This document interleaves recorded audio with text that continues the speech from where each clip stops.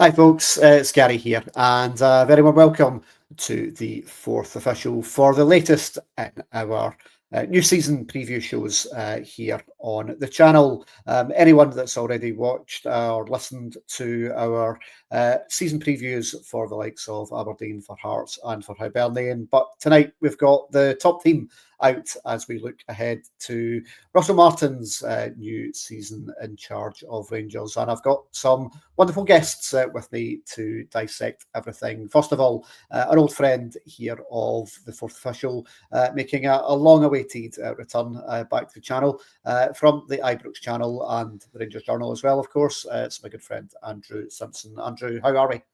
Do you know, I'm not too bad, Gary. The sun is shining, we've signed players, and it's I always like this time of year. There's always, glass is definitely half full at the minute. It's definitely not half empty. But yeah, glad to be back on. It's been far too long, Gary.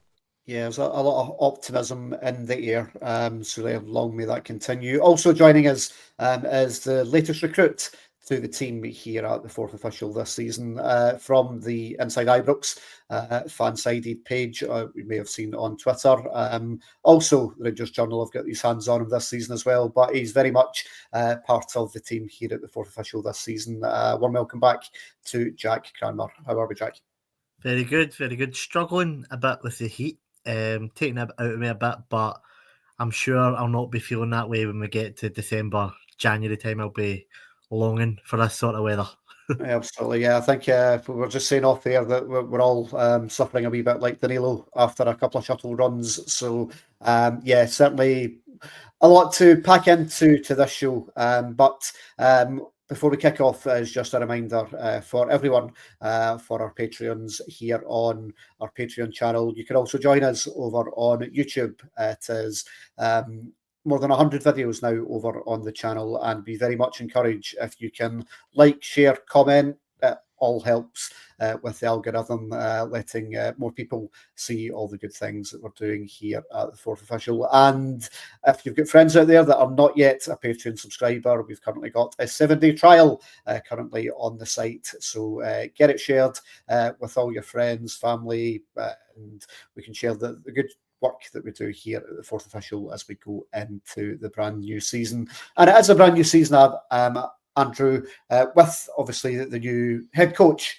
which the Rangers are very clear to label Russell Martin as. Obviously the new ownership as well under the 49ers. And I think we've certainly seen over the last 2 weeks of pre-season training, the last week, of course, down at St George's Park, down a bit closer to your neck of the woods. Certainly using this weather, certainly the players have been more than put through their paces so far this summer. Yeah, it looks like it. Now, don't get me wrong, we don't always see the insights into training and stuff always, but there definitely does seem to be a lot of urgency in regards to a lot of the drills. You can see a lot of pace. You can see, especially in some of these training games you've been seeing where, you know, the ball's being zipped about and being ferociously whipped in. You're seeing players getting bandaged up because they're coming together.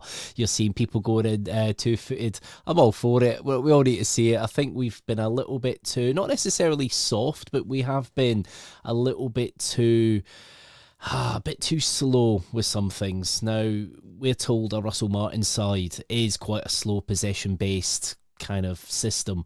Doesn't seem to be that slow at the minute. Now, don't get me wrong, we've not seen any proper football with the proper 11 yet, but there are little signs, especially from training, that it's going to be far from slow.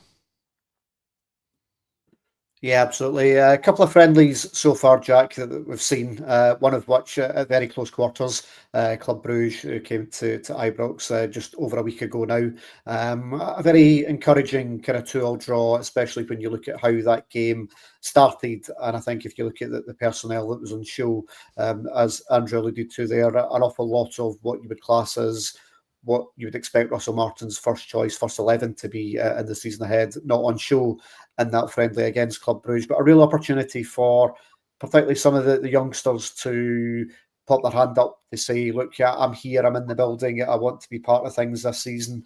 Particularly, you look at Finlay Curtis and also young Joshua Gentles, who's been more than involved down at St George's Park this week as well. And I think when you look at the late start to pre-season training for the likes of Cyril Dessers, who was carrying a knock, and Hamza Gaman, who there's a lot of talk still about both of their long-term futures with the club, as well as the fact that they started a little bit late. I just wonder whether this opportunity for Josh Gentles just allows them to be another option for us, because at the moment there's only really Danilo there in terms of a striking option until we can either get one in the door or we can get Igaman or Cyril Dessers back up to speed.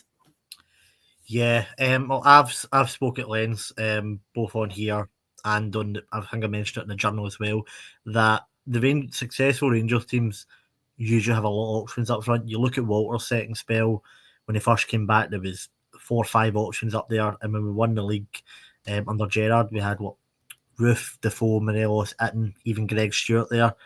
So we need options up there. We need different options, and if Josh Gentles can offer one of the options, then there's definitely a place for him in that starting lineup, 100%. I would like to see a bit more of him before totally going all in on him. He did look good, but how many times have we seen a sort of young player come in and have this sort of flash in one game and then not reach the grade? I'm hopeful, but I'm just trying to keep my feet on the ground with that one. Yes, that's still very, very young, but what it does show, and it's something that Russell Martin's been very keen on so far, Andrew, is that he wants to give opportunities to those youngsters to show them there's a pathway into the first team. We saw it last year with Bailey Rice, who we all would have wanted probably more minutes from, particularly the second half of the season, where we all kind of knew that access to trophies was looking very unlikely. So we wanted to see more of people like Bailey Rice to get them involved, to get them minutes under the skin. He got some time against Club Brugge. He's been involved, obviously, down in the bounce game against Barnsley that was this weekend. So I think a big season for Bailey Rice, I think, given the number of acquisitions that the Rangers have made in the midfield area this year. But he will want to be part of the squad. He'll be wanting to get on the field. He'll be wanting to get minutes. Yeah, definitely. I would say even last season, some of these lads did show what they've got in their locker. You know, you look at the game at Old Trafford where we were a goal down, we pretty much brought on the youth, and we managed to get it level. They've definitely earned some sort of pathway into the team. It's very difficult at Rangers. It's something that always seems to, we get players, we get them hyped up. You look at Lowry, you look at some other players. I know some might be a little bit of a different story, but Josh Gentles is somebody that I remember I spoke with Colin from the Gallant Few a while back, a couple of years ago. I think he was going on about Josh Gentles. That was then when I think the lad was about 15. People know he's a talent. He's an absolute talent, and it's good to see that Martin is persevering a little bit with him in pre-season, and to be fair, he has knocked the ball around quite well. He does look quite good, so hopefully we can see some of these youngsters coming through, because as Jack was saying, you know, we don't know what our strike force is really going to look like going into this season, especially if we do get if Hamza Igman, if the bid is accepted, if that all gets ironed out, and of course Dessers, you know, it does look like he's out the door as well. So yeah, we definitely need to get some youngsters through. You need some experience with them as well, people with them that can help them mature into, you know, better strikers as well. You know, it doesn't always work when you put a few youngsters out on the pitch all together either. It's having that right balance, and hopefully that's something that Russell Martin can do, because it's still a little bit of an unknown. We've got a week to the Panathinaikos game, and we don't really know who's our kind of main strike force at the minute.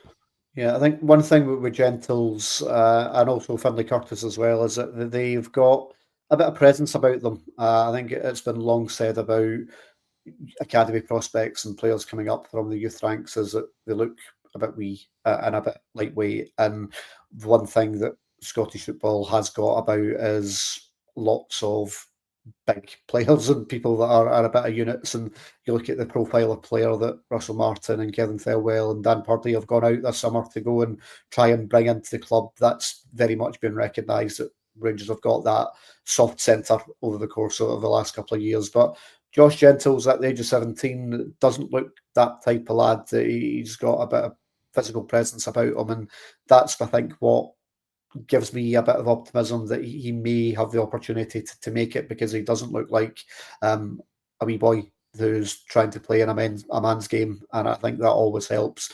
Granted, it is very, very early days, and we don't want to put too much pressure on him, but given the fact that we probably are cutting down the numbers. You look at the likes of Leon King, who's been told that he's doesn't really have a future with the club now, that we need to make that pathway for the next level of youngster to come up to fill those kind of quota spaces in the squad.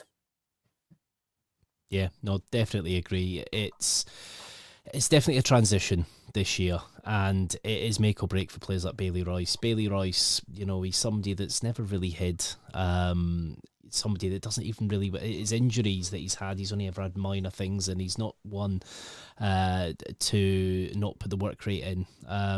It really is make or break for this season, I think, for Bailey Royce. Like you say, Leon King went to Queen's Park, didn't really set the heather alight there. It definitely is time. Sadly, we didn't manage, I think, him well. He was thrust into the team when Goldson went down injured, and as he's coming on, you're also seeing Mo Salah coming on, and I think it was Firmino as well at the time, which it just kind of strikes fear in the eyes.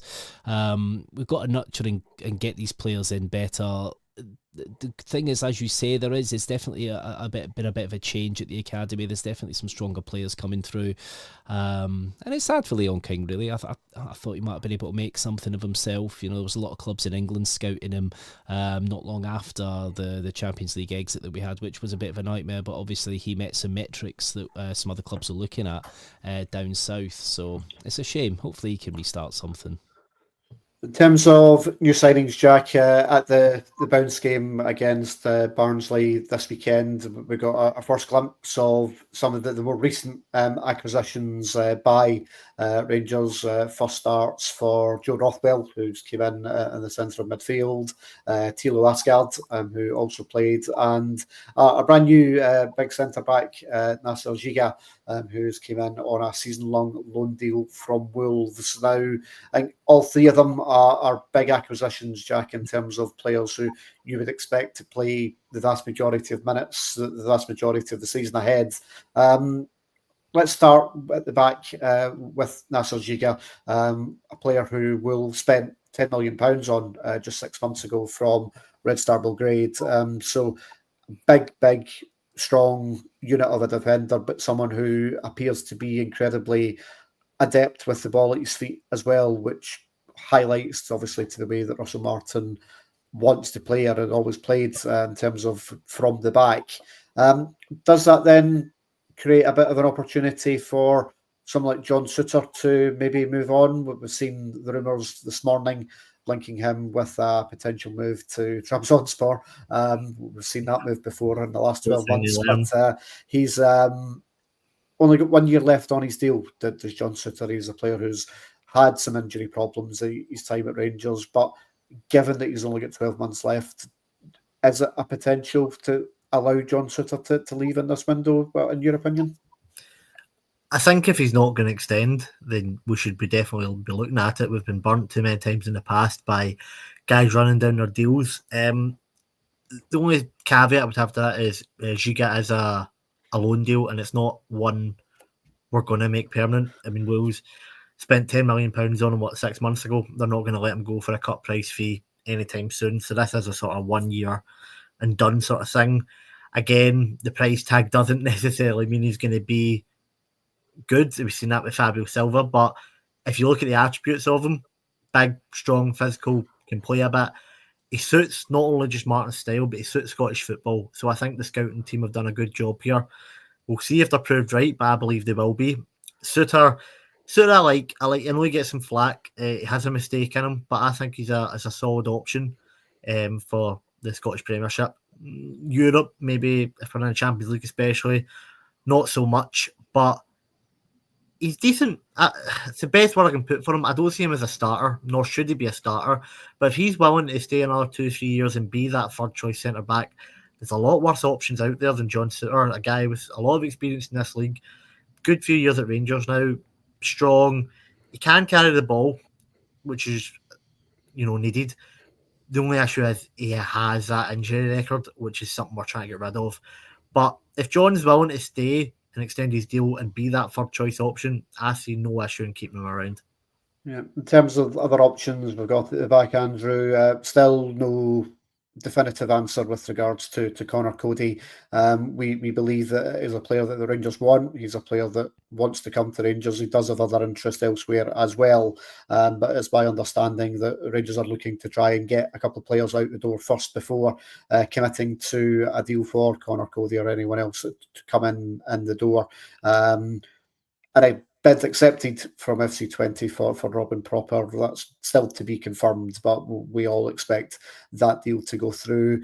Ben Davies is another one who appears to have been told that his future lies elsewhere from Rangers, as has Clinton and Shella, who I think perhaps surprisingly has maybe been made available, given that he does appear to be young, athletic, can play on the ball, that seems to fit all the attributes that Russell Martin would maybe like to do, but with obviously then went out and brought in Emmanuel Fernandez from Peterborough United, and he appears to also have some of those attributes. So maybe he's the replacement in the squad for someone like Clinton Inshallah, and he's going out to try and play games, whether that's as a loan deal or as a permanent transfer.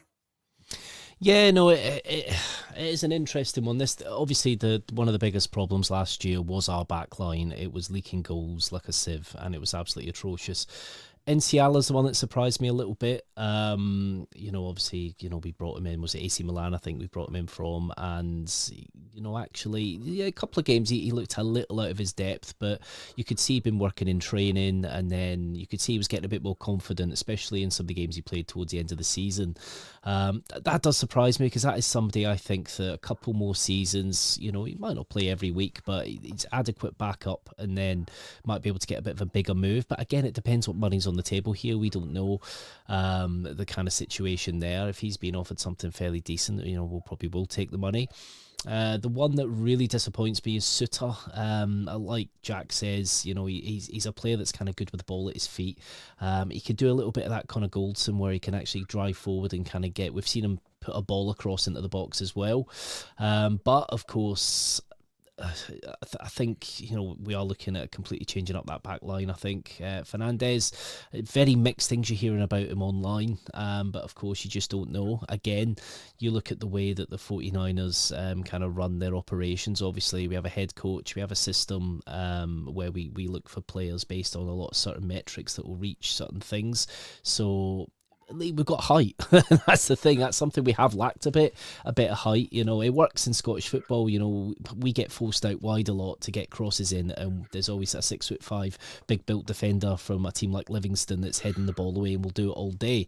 So we do need to have a little bit of that as well. Somebody that is a bit bigger and a bit more of an actual old school defender. We do need a little bit of that. However, though, the way you look at Martin's system and the way he generally likes to play from the back. So we are looking for players that can play with the ball at their feet and move forward. That's where Suter, I think, would have kind of fitted in a little bit, but I guess we'll find out. But maybe we still need another defender in there as well. I think, especially if Nsiala is going, and if Suter is going, I think we do need a little bit more cover there, especially when you lose somebody like Balogun. And King and Proper and Davies, Davies. yeah. So it doesn't leave a great deal left in terms of the cupboard. So as much as Russell Martin said to the press on Friday down at St George's Park, he was relatively pleased with what he's got in the building. If what's in the building's not in the building anymore, then we need to go back out and recruit. So I think we'll watch this space. I think there are other areas, I think, of more pressing concern, I think, in terms of players to still come into the squad. But certainly if there's movement out the way, then there will need to be some replacements coming in. One last thing, just when we talk about the defence before we move further up the park, Max Aarons, who came in, obviously another season-long loan deal from Bournemouth.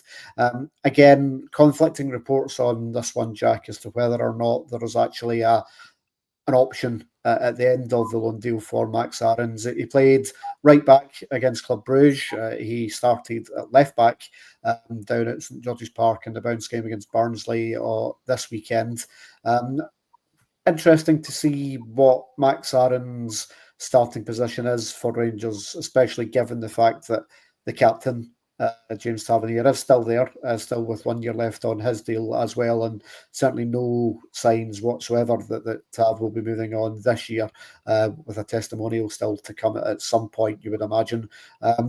Does he start at right back and Aarons goes out to left to maybe be a bit more defensively sound and say someone like a Hefty, or does he start at right back and Tav is now your auxiliary central defensive cover like he played it many times last season? It gives us options.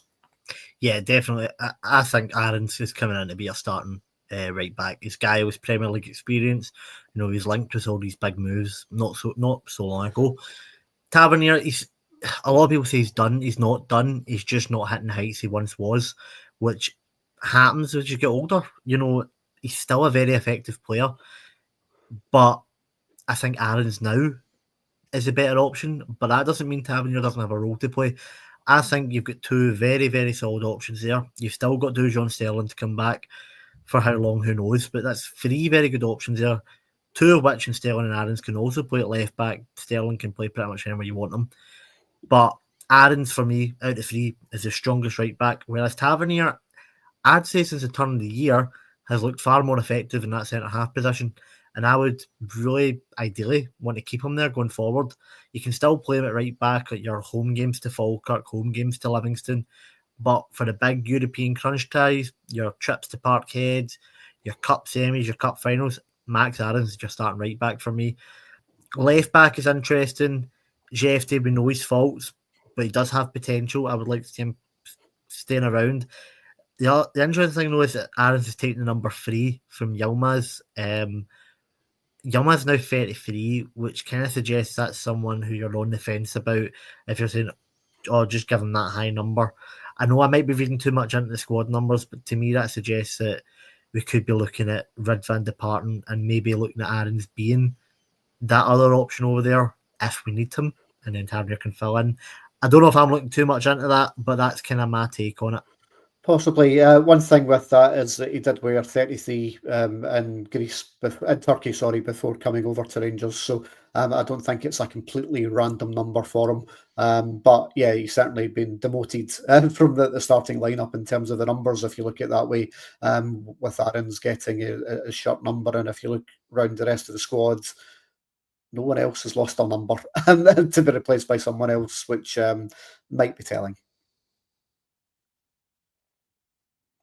Andrew, what was your take on the left back situation going into the season ahead?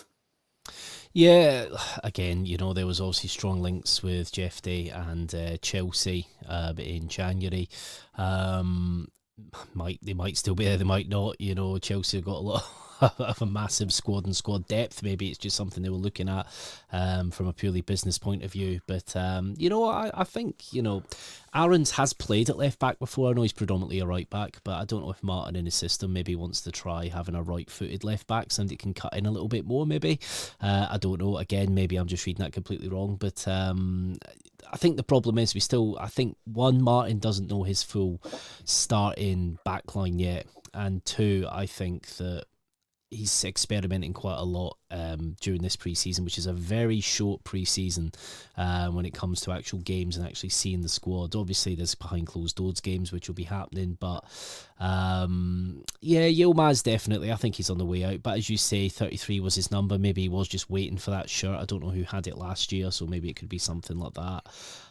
But we're definitely not keeping both. We're not keeping Yilmaz and Jefty.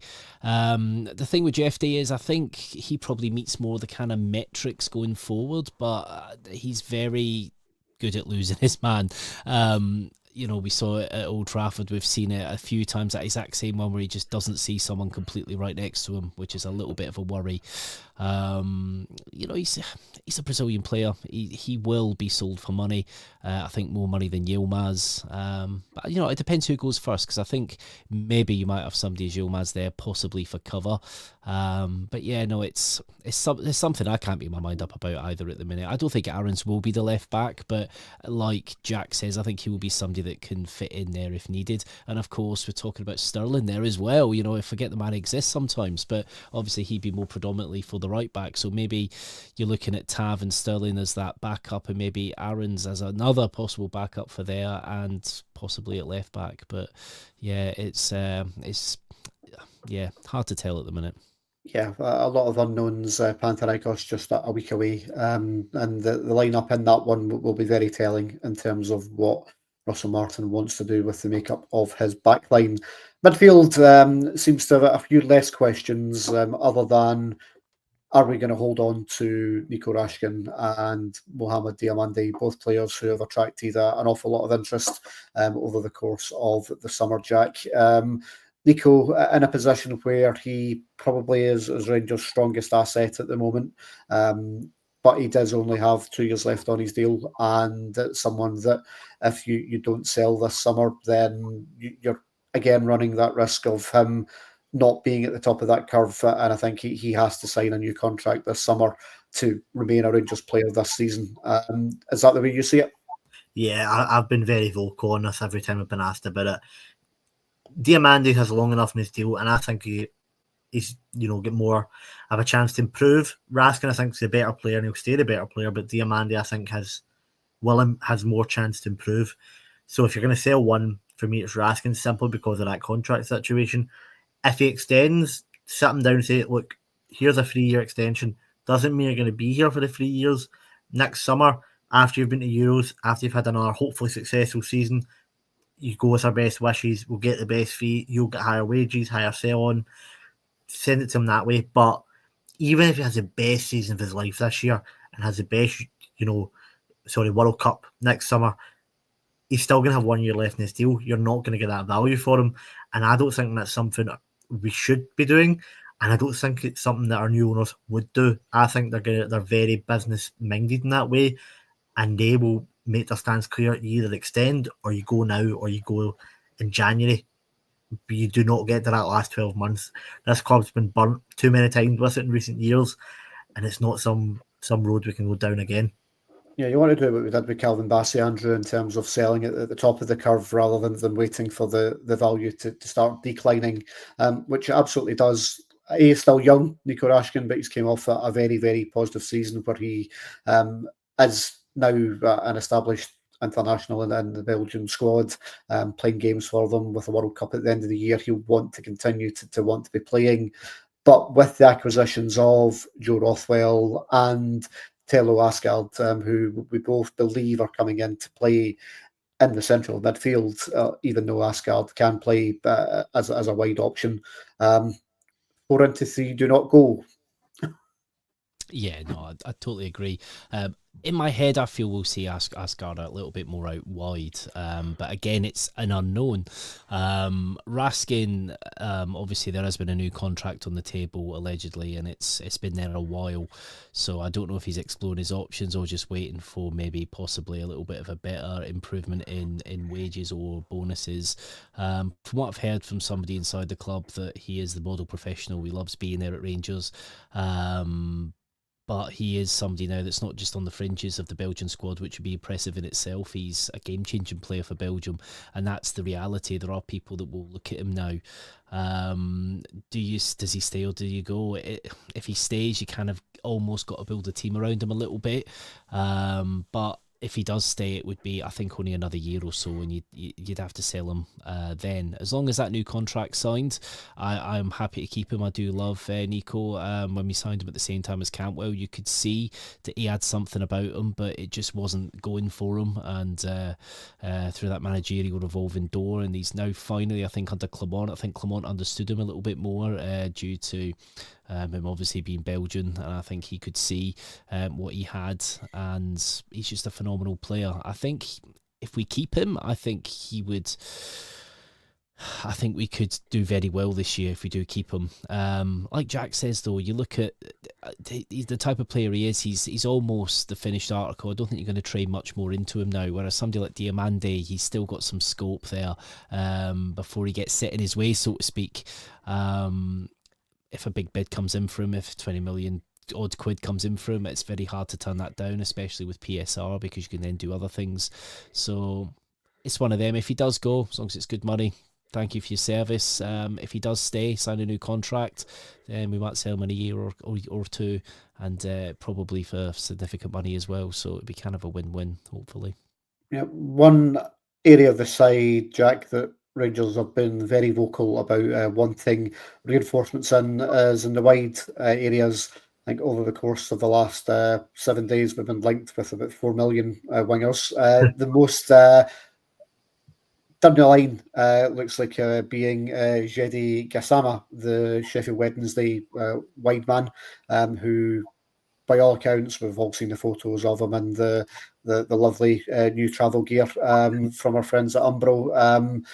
The deal is all but done. We're waiting on Sheffield Wednesday signing the deal for him to be a Rangers player.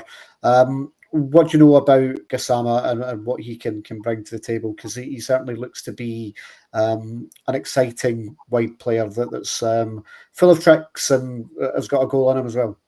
Yeah, it's something we need. Can't say I watched an awful lot of Sheffield Wednesday last season, but I've seen their obligatory YouTube clips and it impresses me. But at the same time, so does everyone on their YouTube clips. But yeah, it looks exactly what we need. We've not had someone like that who can take on men, who can drive at them, who can do different tricks, get by them, go one way, go the other. We've not had someone like that since Kent was at his peak. We've had Rabbi Matondo, who's more of a kick it and run sort of guy, which you just don't get away with in Scottish football. Ross McCausland tries his best, but I just don't think he's quite up to standard. Cortez still remains to be seen. So yeah, it's something we've not had since Ryan Kent was at his peak in, the start of 2022, tearing Borussia Dortmund to pieces. And it's something we badly missed, because we're too predictable at wide. We just get it.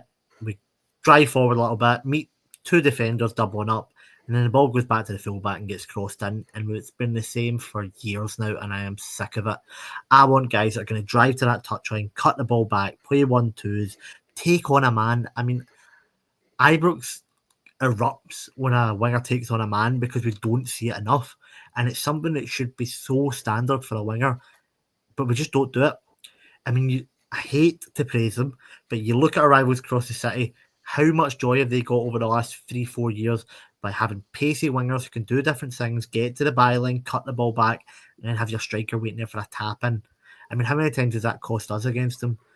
But yeah, sorry, I'm getting a bit off topic. Gassama seems like that kind of guy that will have that something different, have that driving energy, and it's something I'm very excited about. My only concern is Sheffield Wednesday owner seems a bit mental and may do something to scupper this deal, and I really hope he does not, because the other option we were looking at, Abu Kamara, does not fill me with as much excitement as this boy does.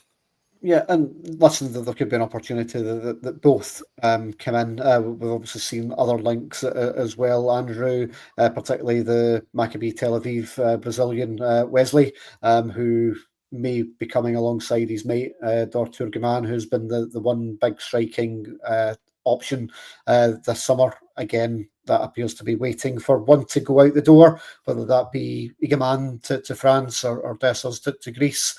But Wesley Patati, he and there's another wide player who, like Gassama, has got a goal in him, but potentially that's a more expensive deal to get done than Gassama, and potentially that's why Rangers have looked elsewhere. Yeah, I think that's the thing. We're getting the kind of, I think the smaller bits of business done first, and I think we're looking for the important bits a bit further down the line. I think a lot of it's negotiation. It's an interesting one, Maccabi Tel Aviv. Obviously, I don't really watch, football out in Israel. I think you used to see the odd game, in like the old UEFA Cup and stuff. But a Brazilian, it always excites you when you hear about a Brazilian winger. You know what? It is something like Jack says. He was really hitting the nail on the head. We have not had, anytime we have had a nailed on right winger or left winger who's fairly decent, they would just be doubled up upon, and our weak area would be the other side, and it would be fine because they wouldn't have to really, they could focus on the other side. So if we can get two fairly decent wingers on each side and really stretch teams apart, and like Jack says, it's not rocket science, get it to the byline, cut it back, and somebody there for a tap in, and with that type of way that Martin appears to want to play, it's that kind of high press, high intensity, high line. that would work for that. Personally, I think he was at Santos, I think, wasn't he, a few years ago? But I don't know too much about him per se. But again, if he's been flagged up in this kind of metric kind of that he's hitting, then you know what, when you look at some of the players been compared with already, it looks good. You look at Gassama, obviously he's been pictured in a Rangers bit of training gear, but that looks a little bit scuppered at the minute, but I think that will get over the line. It's just exciting. It really is exciting. But could there be a deal with Turgeman, like you say? You never know. Maybe you could bring both in. So I don't know. You don't do a 2-for-1, can we? Well, I think one thing that would be exciting about that, if Turgeman and Patati were to come together, is they've got that experience of playing together already. So there's already a partnership there. They already know each other's strengths. That they don't have to work out where each other want the ball, how to link together. And I think that's something that Rangers need to be able to do, is play in partnerships, because all too often, especially you look at last season, it's been get up the park to Dessers or to Egaman and see what happens, as opposed to having an actual plan of get to the byline, cut it back, and you know the movement for the striker that's getting to the front post and it's in the back of the net. We need to have players that have got that. And I think when you're looking to bring in as many players that Rangers are doing this summer, and especially the number of players we're bringing in to play and be in the first side, that cohesion, that being able to understand where each other are on the park, that doesn't happen overnight. That will take some time for players to gel. And I think that's perhaps partly for the reason why Rangers and Kevin Thelwell, Dan Purdy, Russell Martin are looking predominantly at the English or the British market, if not necessarily British players, but players that have played in the British style, that maybe will take a lot less time to acclimatise and get used to the up and atom kind of nature of Scottish football, which is probably systematically quite similar maybe to the English Championship in terms of the kind of style and the pace of play, which might be very different to playing in the Eredivisie, for example. And I think that's why we've seen so many players that have came from Holland recently. You look at Robin Propper, Sam Lammers, for example, that just haven't been able to acclimatise to what happens in Scottish football. Rabbi Matondo, another one who's played out in Germany, but just hasn't been durable enough to be able to play in Scotland and stay fit enough. So no real surprise, I don't think, that they've gone British, but we have to have that net cast wide for the next Hamza Yaman that's in a team in Morocco, for example, that can come in for £2 million and a year later's worth 15. Yeah, no, I totally agree. One thing I do think, I don't know if this might hamper us with our wingers, but we've already just brought in probably our most expensive winger in Cortez, who's 4 point something million, isn't he? But that is it. It's adding that little bit of quality, isn't it? From it's not necessarily working in the bargain basement. I think things are a bit different to last season, but obviously we still have to meet with PSR, and we have to be very careful what we do. Martin, and of course, Thelwell and everybody, they know the English market, they know the English system, they know the players that they can develop. Obviously, Martin he's been down in the English leagues for quite a few years, obviously at MK Dons. He's seen players like Matt O'Reilly and things like that. He knows the leagues very well, so he'll be cherry picking kind of the players with the, obviously with the people upstairs for that. I think that's the thing. For me, are we going to see another left-sided winger? Because obviously Matondo, very likely, he's got to be leaving now. He's on crutches now. I just don't think he can stay fit for very long. But we've obviously just spent 5 million in that area on this season's books.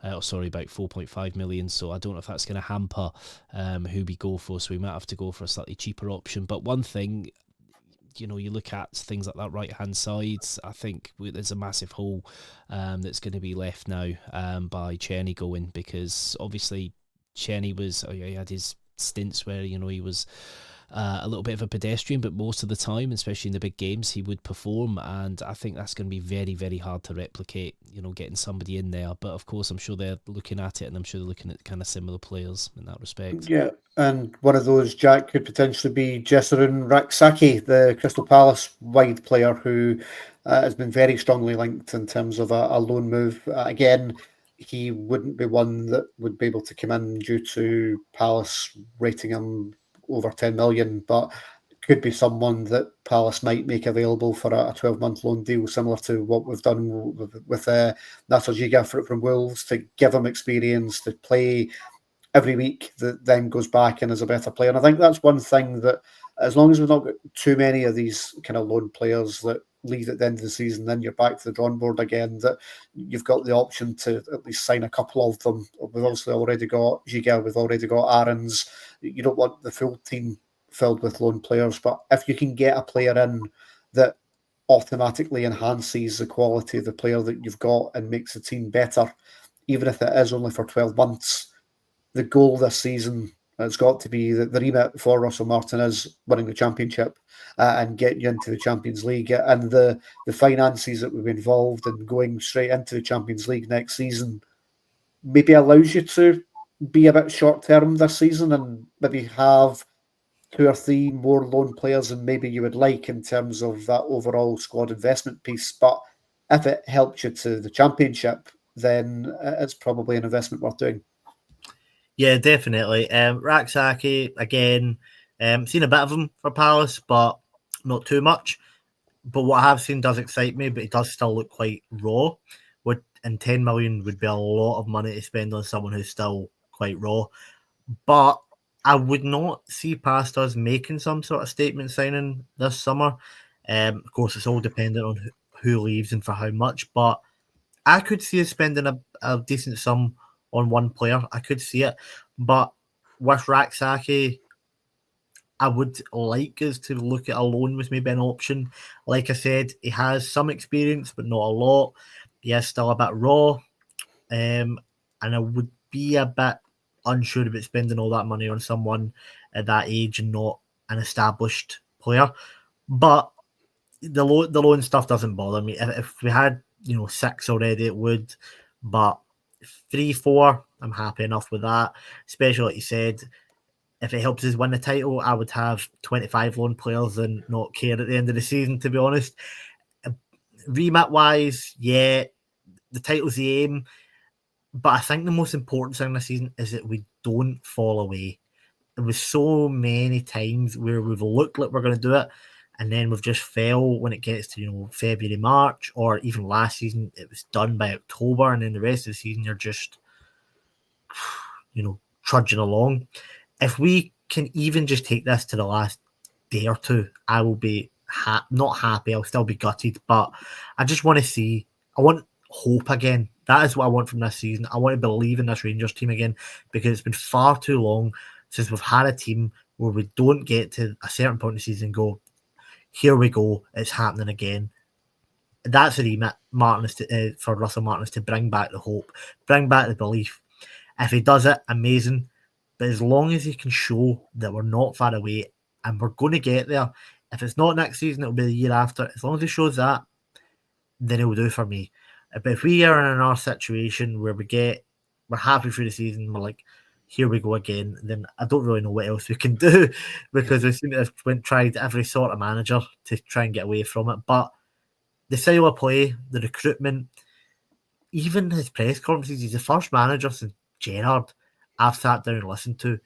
Everything about the guy. And I mean, I was Team Ancelotti before he came in, but ever since he came in, everything about the man has impressed me. And I just hope he lives up to everything he's saying and everything we're seeing so far.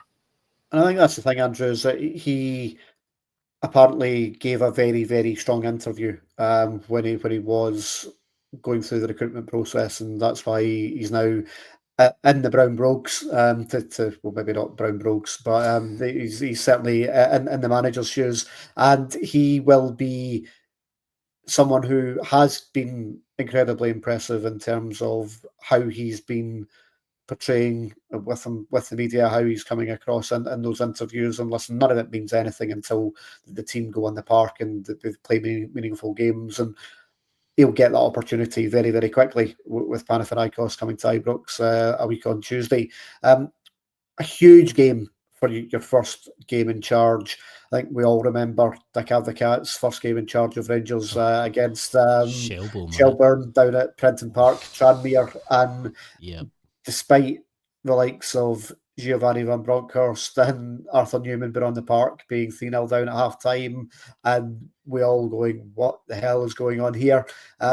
Listen, it turned out all right for Dick Advocat in the end. And let's not compare Dick Advocat to Russell Martin, but for your first game to be such a vital European qualifier against Panathinaikos, given the level of change that's been needed this summer, it's a huge job and a huge responsibility. And I don't think any of us are under any sort of illusions that we're going to walk into that game against Panathinaikos and see the finished article in terms of the team that we're going to see this season. But as Jack alluded to there, having some hope, having some belief, having just been able to go to Ibrox again and enjoy it after what was an incredibly turgid season, particularly at Ibrox last year, where we lost to teams like Queen's Park, where we had a period of 5 or 6 defeats on the bounce at home, which was unheard of in Rangers history. You want to be able to go and actually enjoy being there again. And listen, we all will back the manager to get to that point, but one thing that I think Rangers fans do have to be, and it's one thing that we're not always overly around for, is having a little bit of patience. And when we've got Panathinaikos, we then travel to Motherwell, first game of the season. We're not going to see the finished article for quite a while, but we want to be able to at least see signs that in time we'll get there. I do agree. It's one of these difficult ones, isn't it? And it's something that we're used to every season now, really. We're always in some sort of kind of rebuild, and we've always got a qualifier coming up, and we never kind of feel ready. We remember that last year with Dinamo in a worse situation, really, because we didn't even have Ibrox. I guess there's some things you can look at. I think he will. Well, I think the deadline is middle of this week, I think, for submitting the team for it. So I think unless we bring somebody in over the next couple of days, I think we're pretty much going to be able to kind of work out the squad. It will have to just be strong. It'll have to be solid. Try not to concede. The one benefit is at least playing something like Panathinaikos. They didn't exactly have the best season last season. You know, we got a decent result against Olympiacos there, who were the kind of better team. We aren't playing a Malmo. Teams like Malmo give me the fear, not just because of previous, but the fact that in their league they've been playing and they're right up to speed. You know, I don't think Panathinaikos will be fully up to speed yet either. But you know what? This is where Martin's team talk's going to have to come in. He's going to say, do you want to be legends? Then this starts right here, right now. Get out there and, you know, a nice, comfortable win. And I think the fans will really be on side. It's going to be a tough qualification route in general. I think, you know, you could, if all the seeded ones, if this all works out right, you know, you could be facing Benfica in the playoff and things like that. It's going to be tough, but it's not going to be impossible. It just takes... Players are just going to have to put in 110% and get used to the players that are around them. Yep, and that's why we see the images of Danilo with the short runs and looking like he needs. But listen, we want them to be worked during pre-season, and I think for all too often, Jack, we've seen a Rangers side that looks leggy and tired and not fit. So the fact that we're actually working them actually fills me with quite a lot of optimism. Granted, the fact that it's been ridiculously warm this week, which will help with some of that conditioning with a lot of the players, and if anything, that will prepare them for a trip to Athens in 3 weeks' time. But you want to be able to take to that game a lead from Ibrox to give yourself an opportunity of getting through the tie. Because if you get through this tie, then that should at least guarantee Europa League group stage football, and we all know that that's a level that Rangers have been very comfortable in now for a number of seasons. If, as Andrew mentioned there, that the route to the riches of the Champions League might be a bit of a stretch this season, but you know what, we'll give it a good go to try and get there. Yeah, 100%. I mean, you remember going back, you mentioned Dick Advocate's first game. I'm not able to remember that one, but something similar for me, being sort of the next generation on, would be Gerrard's first season, bringing back sort of that hope, that new sort of era of lots of players coming in. And I remember his first season going into those Europa League qualifiers at the first round and thinking, right, let's just not embarrass ourselves like we had the year before. Obviously with progress. And he exceeded the expectations, got us all the way through to the group stages, and we're one game away from, going through that. So I'm hopeful. Maybe not Champions League, but you never know. If you get, it's all about the draw. It's all about the luck of the draw. And if you get the right team at the right time, you've always got a chance. But then again, if it goes wrong, you've got the Europa League. But I think it is really important that, like Gerrard and like Advocat, they win this first tie. You've seen last year with Clermont when we lost to Kiev, it just set the whole sort of feeling for the season being downcast. And I think it might be the same if we start off poorly. As long as we get through this one, I think the sport will give them time and not. I mean, we've seen the booing at halftime against Bruges, so I'm not sure, but they'll give him some sort of time, and that's what he needs. Even if it's only getting through this one round, then we're dropping at Europa, so be it. But I think he needs to win this just to get that support from the support, and not have the grumpier ones go, here we go again, like what happened last year with Kiev. But Champions League is great for the riches and all, but we've seen last time we were in it that if you're not prepared for it, it can be a really hard place to be. But with the new format, you might have more of a chance. So it's kind of a two-way street. You'd love to be there, but once you're there, you might not love being there. But we'll see how it goes. I just think get through Panathinaikos by hook or by crook, where it's the silky football we're expecting, or if it's classic water football from the middle of winter in 2009. Whatever you need to do, just get through this first tie. Yeah, winning football is winning football, and I think that's what we're all hoping for. Over on the Fourth Official's YouTube channel, there is a very in-depth preview of what to expect from Panathinaikos in tandem with the Hellas Footy podcast. A really, really in-depth look at what Panathinaikos will bring to the table. So if you've not yet watched that, I urge you to go and take 45 minutes over the next 7 days or so to get yourselves fully clued up with what Rangers' opponents will be for that game. That will pretty much do us for this one. It's a very big thanks to my guests, to Jack, to Andrew. As we said at the top of the show, you can hear a lot more of them over on the Rangers Journal, but you can get a lot more of them on here on the Fourth Official as well. And as we said, join us on YouTube, join us on Patreon. Don't forget to share, like, comment, subscribe, all those things that really help with the algorithm. We really do appreciate all of your support. And we thank you for taking your time to listen to us on this one. We will speak to you next time. Goodbye.